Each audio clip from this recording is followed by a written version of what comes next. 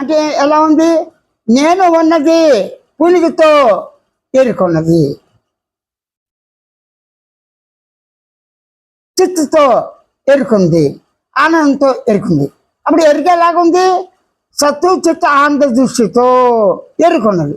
అంటే ఎరుక జ్ఞానం, ఎరుక స్మృతి, ఎరుక గమనిక, సాక్షి చైతన్యం, ఎరుక భావం, ఎరుక శబ్దం అన్నీ కూడా సత్తు చిత్త ఆనందంతో ఉంటూనే స్వయం అనుభవంతో మౌనంగా, అంటే మౌన దృష్టితో, పరిపూర్ణంగా పరిపూర్ణ దృష్టిలో, స్వేచ్ఛతో సహజంగా ఉన్నది.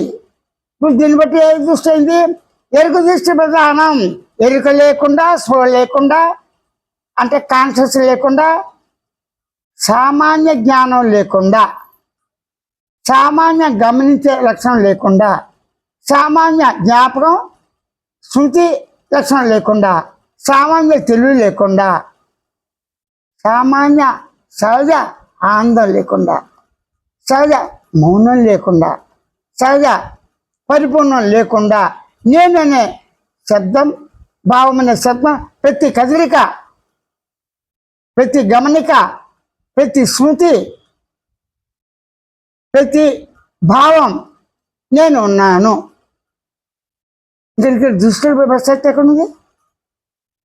నేను ఉన్నాను అనటానికి, గమనించే లక్షణానికి తెలుసుకునే లక్షణం ప్రతిబంధకమా?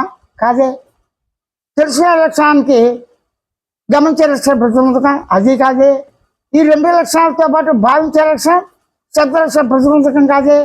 అంటే ఏంటి? ఇక్కడ ఎరుక దృష్టితో ఎరుకని గుర్తించడానికి ఎరుక ప్రతిబంధకం కాదు. మరి ఎరుక ఎలాగుంది?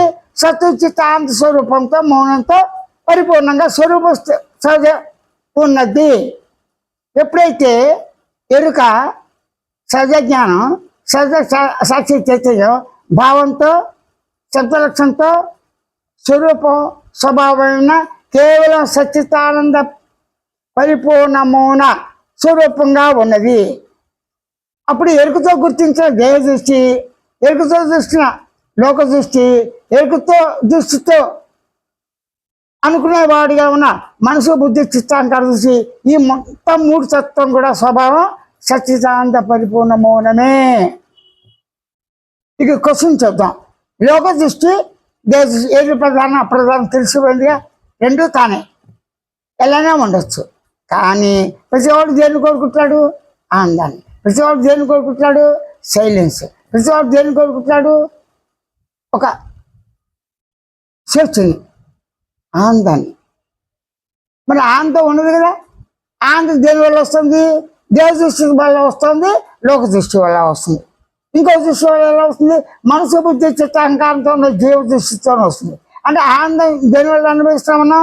జీవ దృష్టితో దేహాన్ని, దేవ దృష్టిలో మూడు అవస్థలు, త్రిగుణాలు, మొత్తం A to Z వస్తు దృష్టి కావచ్చు. దాన్ని లోక దృష్టి. లోక దృష్టి ఏమొచ్చు? ఇక్కడ ప్రకృతి. ప్రకృతి అంటే ఏంటి? పంచభూతాత్మకమైనటువంటి ప్రకృతి.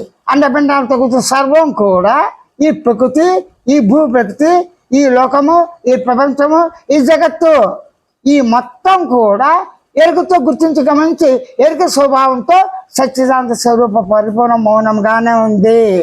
అలాగే దేహ దృష్టి కూడా అంతే.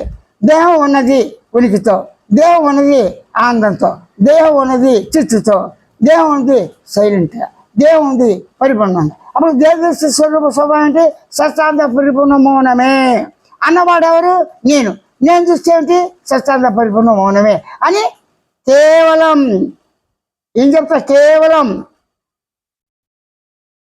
సత్ చిత్ ఆనంద మౌన పరిపూర్ణ స్వేచ్ఛతో సహజ దృష్టి ఉన్నది మాత్రమే అని ఎవరికి వారే సానుభూతి. దేహ దృష్టి అయినా, లోక దృష్టి అయినా, మనోబుద్ధి, చిత్తాంకార దృష్టి అయినా, నేను సత్యభావ దృష్టి, ఎన్ని రకాలుగా అనుభవం అనుభూతులు నువ్వు ఏ రకంగా అనుకున్నా, ఇది ప్రధానం అప్రధానం అన్నా కూడా సహజంగానే నీ స్వరూపాన్ని, నీ తత్వాన్ని, నీ నైజమైనటువంటి సత్యానంద పరిపూర్ణ మౌన స్వరూపంగా ఉండుటను అది అట్లా ఉందని స్వతంత్రంగా ఉన్నదని నువ్వు గ్రహించి ఊరకుండు.